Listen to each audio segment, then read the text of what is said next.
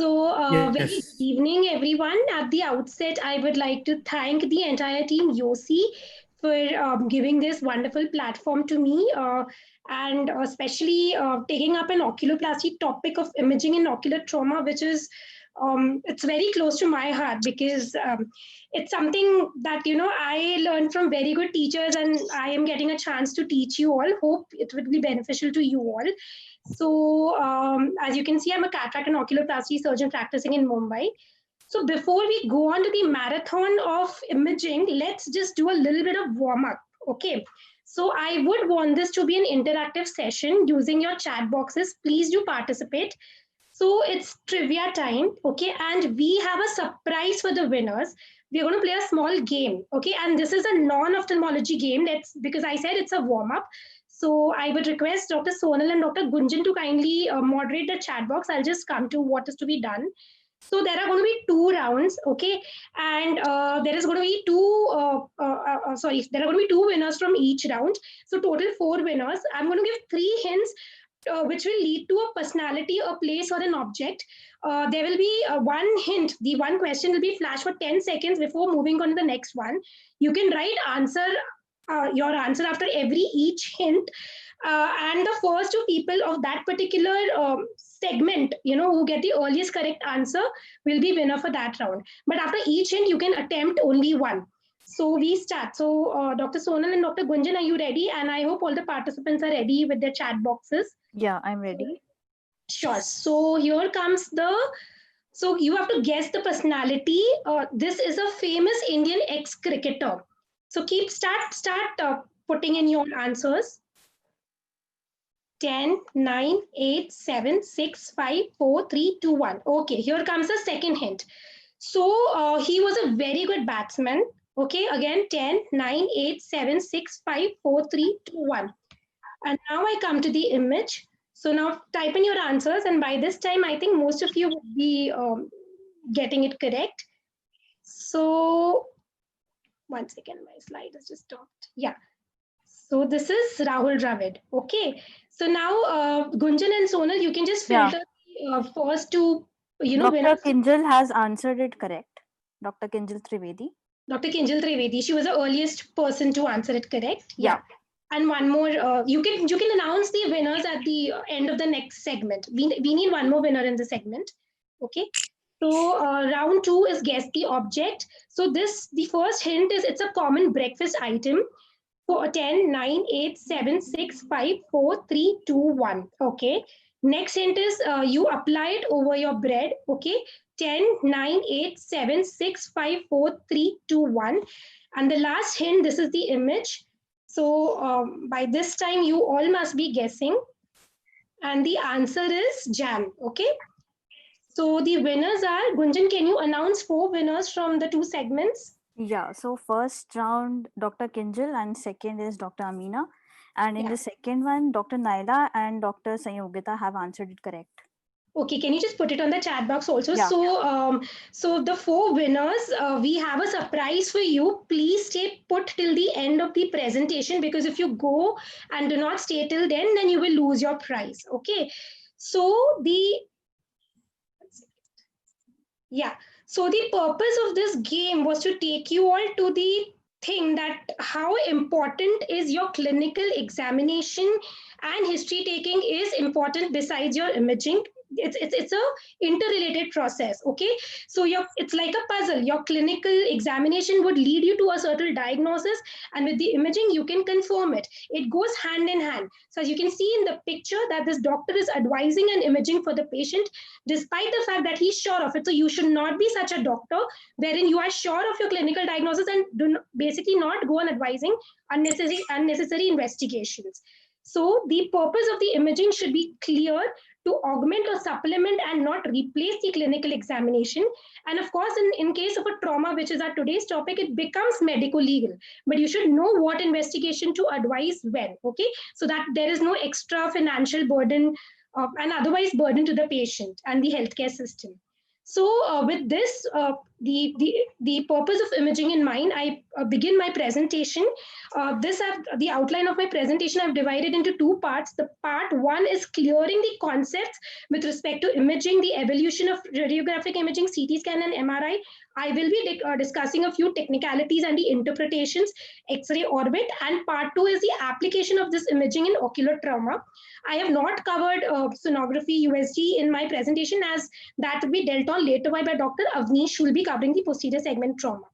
So why do we need to clear the concept? So my 6-year-old daughter, she was going to this online session and she was being taught, she's just being introduced to computers, and there a very interesting slide flashed that machines are man-made, machines make our work easy, machines do what is commanded to them and they cannot work on their own. So before you actually go on to the interpretation, it is important to know certain concepts so that you are able to interpret those machines better.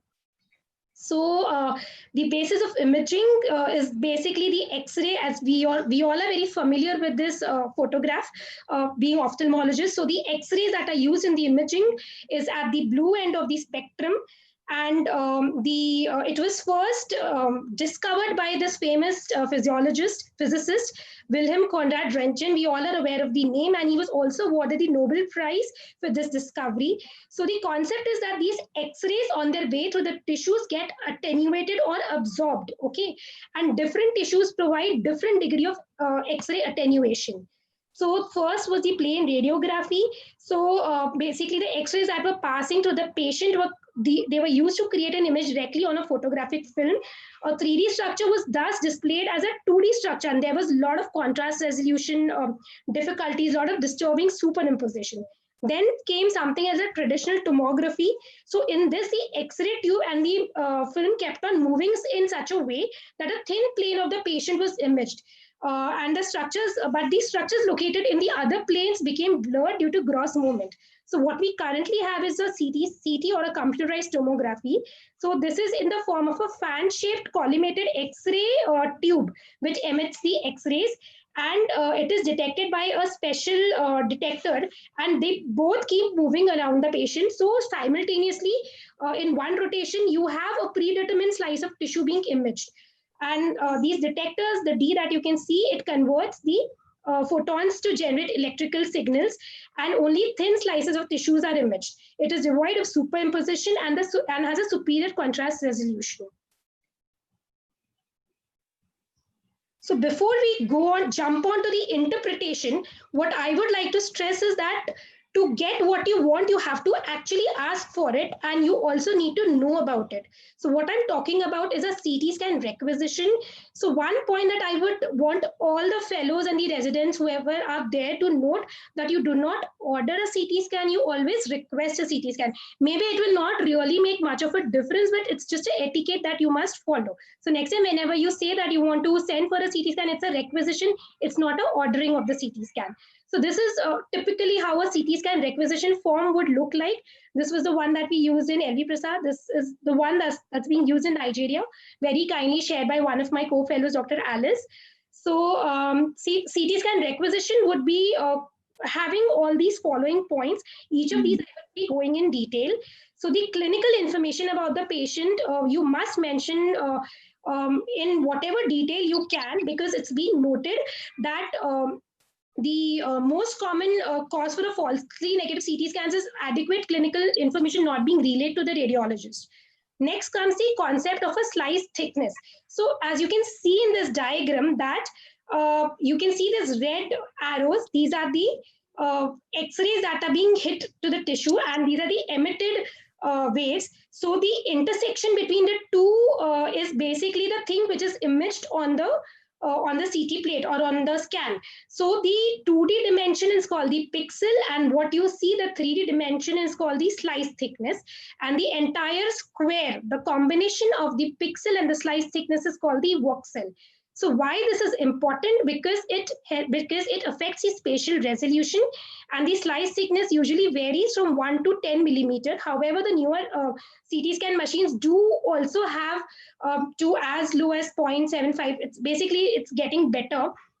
So the thing which I want to highlight is that the thinner the slice, please forgive me for the fonts, it's just got a little rearranged. I hope you can understand. Thinner the slice, the radiation dose is higher, and there is a greater time which is needed for the scan to occur, but it has a better resolution. Thicker the slice, the resolution is worse, is so one needs to balance these factors. How much thickness should you keep for? Usually for the eye in orbit, a 2 mm cut is good enough. But if you need to evaluate the orbital apex or the optic nerve, then you need to request for a 1 mm slice cut. So the imaging plane, as we all know, can be axial, coronal, sagittal. So this you all are aware. Axial, coronal, sagittal. This diagram, this very good photo from the Jonathan A. Dutton's radiology book will give you the orientation. So this is basically used for when we image the thing. So as you can see that there is a baseline which is labeled as R. This is the Reed's baseline. It is the baseline which passes from the inferior orbital wall to the external auditory meatus, and these scans are arranged according to it. So the axial scan is along the line running parallel to this, and the coronal scan is at slightly oblique to this, or it's not exactly perpendicular to this. So the routinely the radiologist would do an axial scan, and then you have to request for a coronal scan. A reformatted sagittal, it views along the axis of the inferior rectus muscle and can have special application evaluation of the orbital floor blowout fractures. And whenever you want a reformatted sagittal, you must request for a spiral CT. There is one more plane which is inclined at 30 degrees to the Reed's baseline. This is needed whenever you need to scan the entire anterior visual pathway in a single image while the patient is looking up. So next comes the concept of tissue windows. So you just need to understand that all the tissues around the orbit, they have a spectrum of composition and density, which ranges from the air within the paranasal sinus to the bony orbit. So to specifically target and look at an area, you need to select from this variable spectrum. So you can select a specific window width and window level, which I'll come to detail later on. So appropriate window setting is required for thorough evaluation of a specific tissue. Soft tissue window is needed for orbital soft tissues. Bone window setting is needed for bony orbital fractures. For the timing, just remember this. We'll get to the details later on. So this, as you can see on the left side, is the soft tissue window where your soft tissues are more appropriately imaged. And on the left side is a bony tissue window. Your bones are more prominent. So the contrast enhancement, it involves the imaging of the area of interest after IV injection of the radiological contrast medium. However, usually in a CT scan, the orbital fat provides a good intrinsic background. We generally do not need a contrast medium. It's only if you are suspecting any intracranial extension, you want to evaluate the optic chiasma. So with respect to trauma, the role of a contrast enhancement for a CT scan is very limited. So this is the image on the left side. You can see that there's the mass, and this gets enhanced on contrast. So there can be various modification of CT procedure, like doing taking a scan with a Valsalva maneuver, and the imaging with respect to imaging, it's not really needed. A simultaneous brain CT is needed when you have a head injury with an orbital trauma, or there's any suspecting neurocysticercosis, optic nerve meningiomas, any pericellular lesions in a retinoblastoma. So this is how an ideal CT scan requisition form should look like. First, you should be including the clinical information of the patient, mention the slice thickness, which I first mentioned the area to be imaged, which is CT orbit plus PNS. Then you mention the imaging plane, coronal and axial view with reformatted sagittal. Mention the slice thickness 2 mm cuts, bone and soft tissue windows with a special 3D reconstruction. And since contrast and any modification is not needed, I have not mentioned. So the above requisition form is for a blunt trauma, and the below requisition form is for a penetrating trauma. So coming to the CT scan interpretation, so why do we need to know? So the thing is that we being ophthalmologists are very well versed with the anatomical and functional knowledge of the orbital structures, and we have a better knowledge of the clinical profile. So we are at a better advantage of interpreting the ocular and orbital pathologies on a CT scan. So the prerequisite, it's better if you can have a large X-ray viewer board, because a typical CT plate would be 3 to 4 plates and have multiple sequentially arranged images. And what you must know before interpreting, besides your requisition, is the various components of a CT plate, technical terms, parameters, radiological anatomy, and systematic evaluation of ocular and orbital structures on CT. So the components of a CT scan, so on the left-hand side, usually there would be a patient data with respect to demographics, date of the scan, and this would be useful in serial scans. So then you go on to whether it's what sort of CT scan is it? Is it a plain CT scan or a contrast enhanced? Most often it's mentioned on the plate. So just look in for that, and this should come in your interpretation. So then you come to the laterality. So by convention, the right eye of the patient is usually the right side, but it may not be universal. So the look out for the R or the L marks.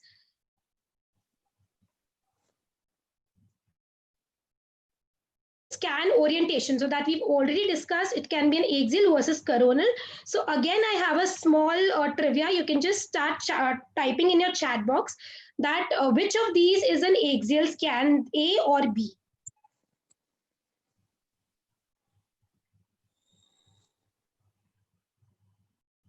Fine. So the correct answer is that the first image, the A image, is the axial scan, and B image is the coronal scan. A very crude, easy way to remember is that axial, if you see, has an X in its spelling. So the your eyeballs form an X with the optic chiasm along with the optic nerve, and coronal has two O's in the spelling. So the two eyeballs have two O's, and you can visualize that. So this is just a crude way of remembering. Okay.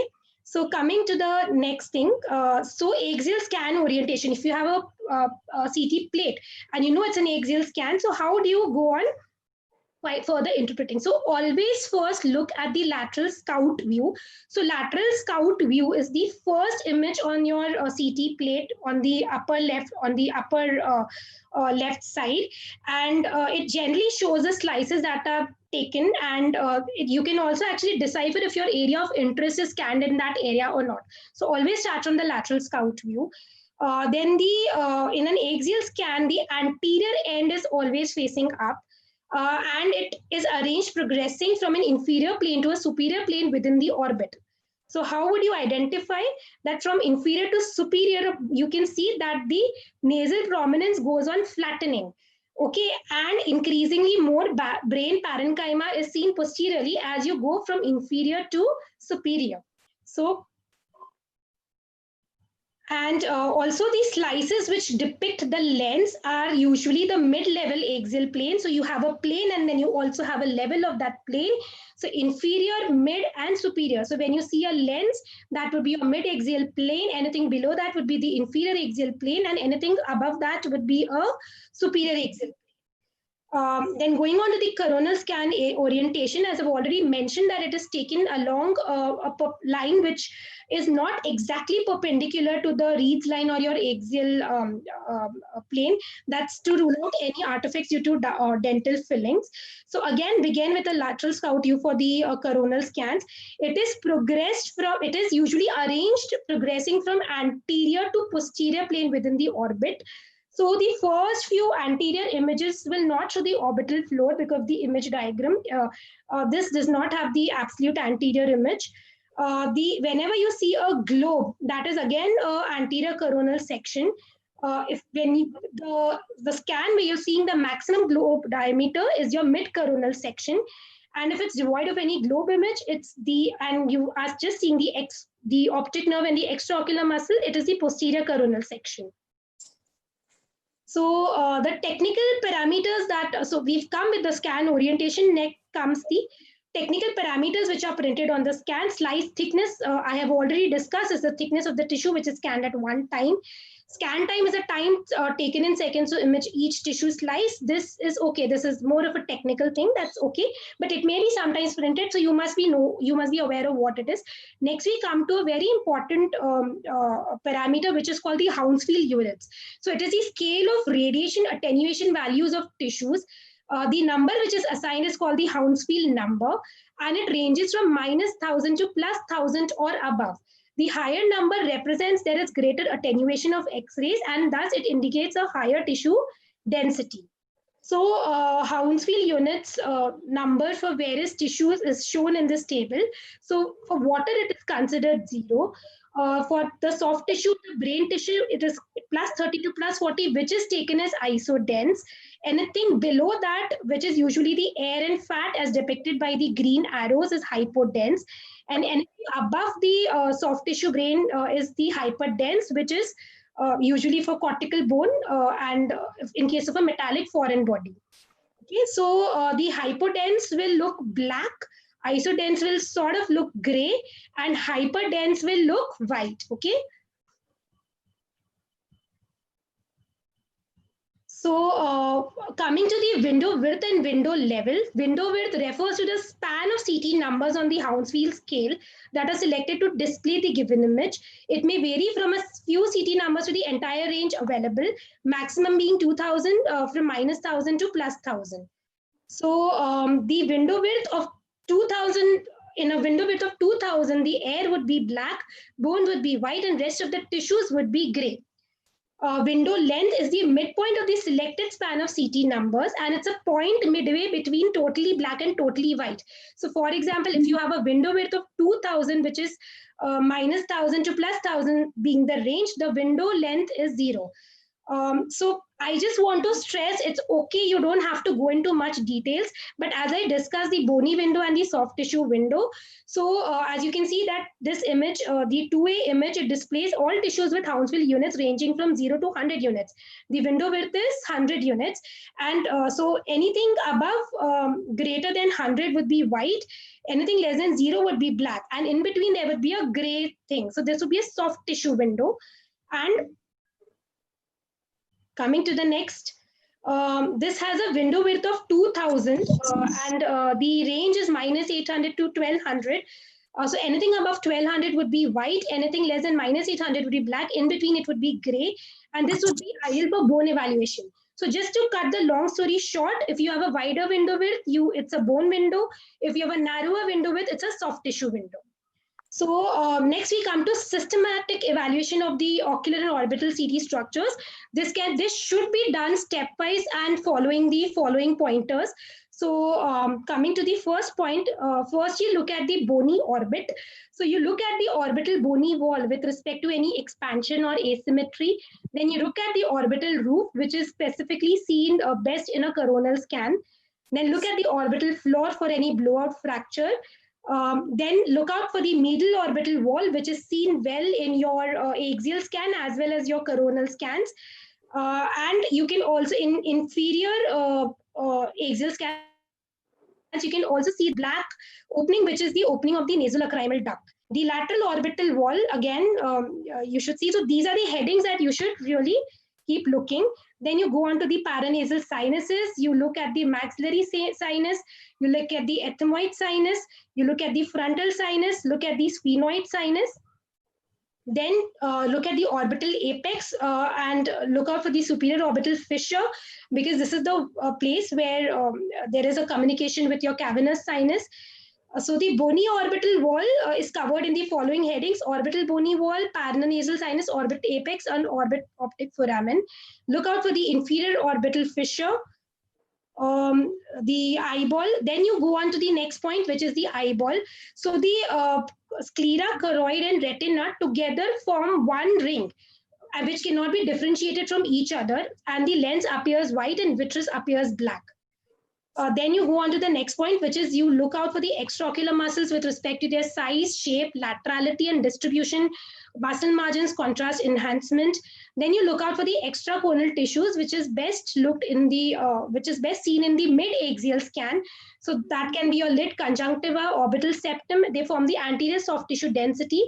And in your superior axial scans and your mid-coronal scans, you can also look out for the lacrimal gland. So basically, whenever you're interpreting your CT, look out for all these structures step by step, so you're bound to not miss out on anything. Then look out for the intracorneal tissues, the optic nerve. So optic nerve, you look, the intraorbital part of the optic nerve has a slight downward dip. Okay, and generally, if you feel that specifically for scanning the optic nerve, the ideal cuts are 1 mm. And look out for the optic nerve for any straightening the sheath. Is it thickened? Any impingement by a bony fragment, a mass, or anything? And the next is intracorneal tissue that you need to look out for is a superior ophthalmic vein. It begins in the superior nasal quadrant near the trochlea, courses posteriorly and laterally beneath the superior rectus, and exits the orbit to the superior orbital fissure into the cavernous sinus. So it's best visualized in your superior axial scans, and also it can be seen. If you can see this small in your mid coronal scans, it's seen. So then you also need to look out for the stellar and the paracellar regions. The cavernous sinus is behind the orbital apex, and it is best visualized with a contrast enhancement. So in axial cuts, the lateral border should be concave. So this is abnormal, it is convex. Okay, so this is what you need to look out for. Coming to MRI, I would cover this very quickly. So the technique, it allows generate cross-sectional images of the tissue without using any X-rays. It is based on a physical phenomenon of nuclear magnetic resonance effect on the atomic nuclei, primarily hydrogen atoms or water molecules within the human tissues. So normally all the protons in a tissue are oriented randomly with no net magnetization. So when you apply an external magnetic field, the random direction is disrupted and they align in the direction or against the direction of the field. When you turn off the radio frequency field, sorry यार, वो मेरा charging खत्म हो गया, नहीं तो मैं ऊपर जाती. तुमको बहुत डिस्टर्ब हुआ क्या? सॉरी, नेक्स्ट टाइम नहीं होगा. I think somebody's. सच में मुझे. Yeah. So बाद में. So when the radio frequency field is turned off, the magnetic field returns to its original position. And when it is returning, it releases some amount of, there are waves which are emitted during relaxation. And these are measured and represented as contrast values. And that is how we get the MRI scan. So there is something called as a T1 relaxation, so which is also called the T1 recovery or a spin lattice interaction or a longitudinal relaxation. You need not, I mean, it's good if you know the details, but I think in the interest of time, I'll quickly just skip to it. So basically, when you're applying the magnetic field, the atoms are arranged, the protons get oriented they get longitudinally. So when they come, horizontally, and from transverse to longitudinal, when they're coming back, whatever waves they are releasing, that is recorded as a T1 relaxation time. T2 relaxation time is basically not release of energy of the protons to the environment, but it is the interaction between them when they're getting reoriented in their original position. So the intensity of signal in MRI will not depend on the density, but it will depend on the proton activity in the particular tissue. So what this is the main thing. So the A image is the T1 weighted image, B image is the T2 weighted image. So how do you identify? So if you see that your eyeball is hyper, then it's a T2 weighted image, and if it's hypo, it's a T1 weighted image.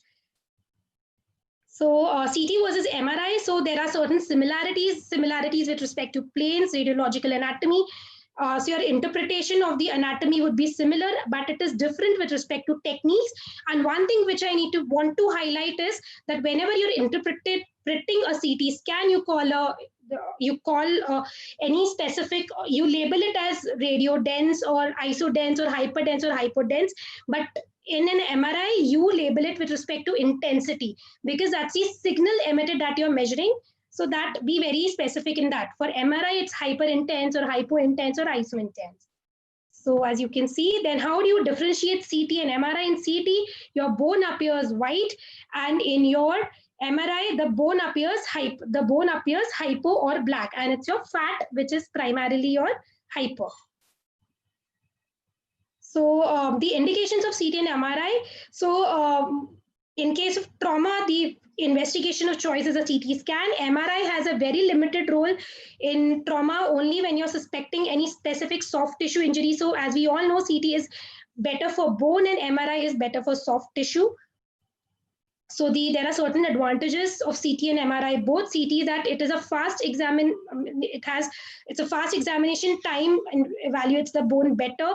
The disadvantage being that it gives out ionizing radiation. The MRI it detects the soft tissues very well, no ionizing radiation. But disadvantage is that it has motion and other artifacts, and claustrophobic phobic patients cannot be accommodated. So I would also cover a small overview of the X-ray orbit. It's an easy to perform investigation with low price, but it has many limitations. Primarily it's useful for locating the orbital foreign body. But nowadays, CT is a better investigation even for locating the orbital foreign bodies, because it better displays the size, location, and relationship of the foreign body with the adjacent tissues.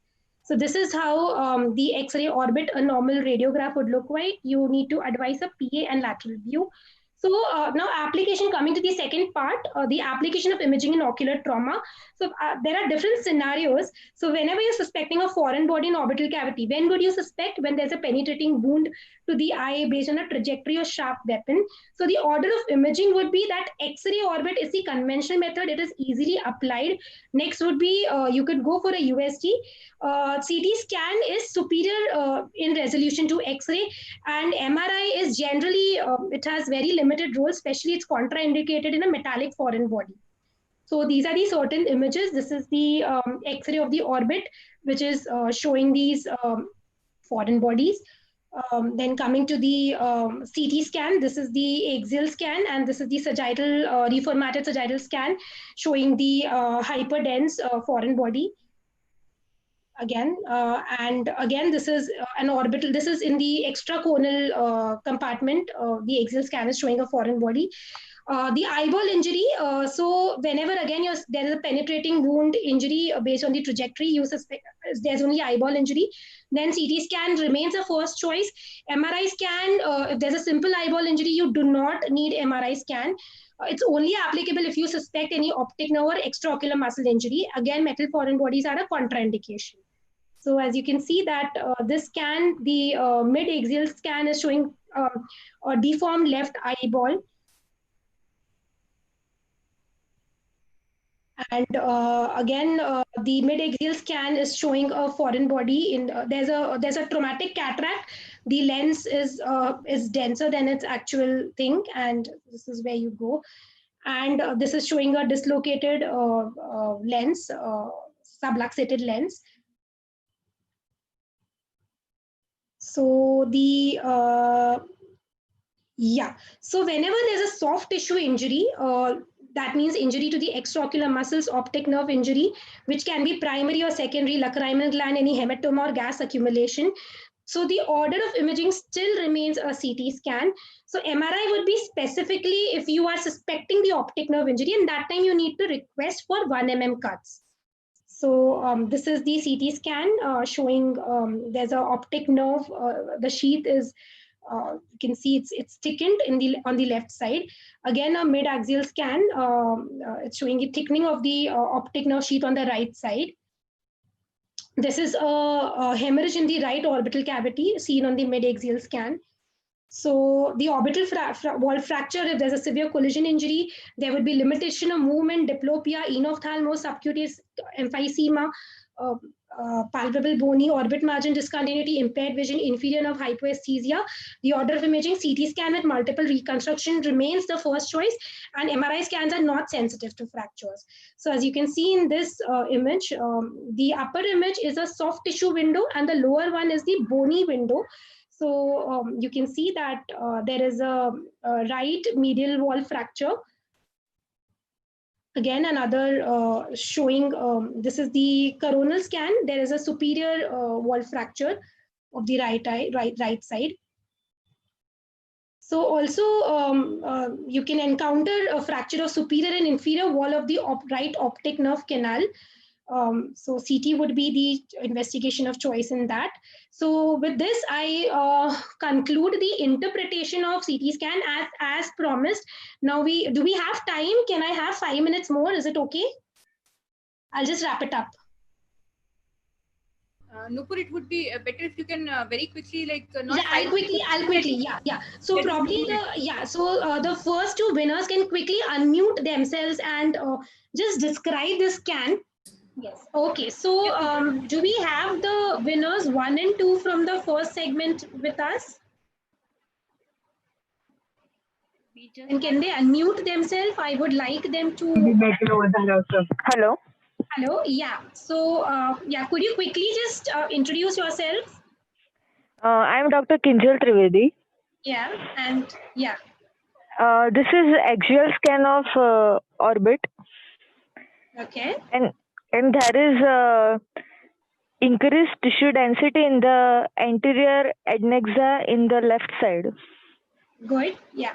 So let's go stepwise. I'll just help you in that. You can describe it in the following pointers. Okay. So first.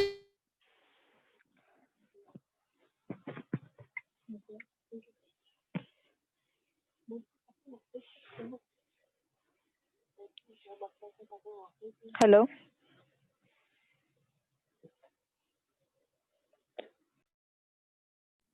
I think there is something wrong with Nupur's connection.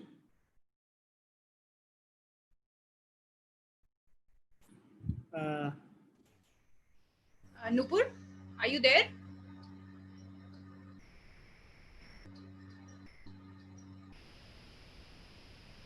Yeah, so I think, yeah, Nupur, are you there? Yeah. Yeah, please Yeah. go ahead. Dr. Kinjal is there. She was speaking, right? Or we Yeah, lost? Yes. Yeah. So you could just describe the scan with respect to the following pointers. Just keep telling each of the pointers. So first would be, this is a CT scan. yeah. It's plain or contrast? Plane. Plain. Yeah. What is the plane and the level? This appears to be mid axial level. Very good. Yeah. The next point. What are your comments about the bony orbit? Bony orbit looks normal. Eyeball appears normal. Extraocular muscle also appears normal. I would just like to interrupt you for a minute. Bony orbit, could you just examine the left bony orbit carefully? Look at both the medial and the lateral. Okay. Yeah. Yeah, I'm sorry. On the left hand side, there is thickening in the, maybe thickening we can say. Okay, so I'll just help you with that. So in the left side, there is a discontinuity of the medial orbital wall. Can you see this? Yeah. Fine. Then you said the eyeball appears normal. Perfect. Then go on to the next segment, extraocular muscles. Muscles looks normal to me. Good. Okay. Then extracorneal tissues. In extracorneal tissues, in the anterior adnexa appears thickened with hyperdensity in the left hand side. Okay.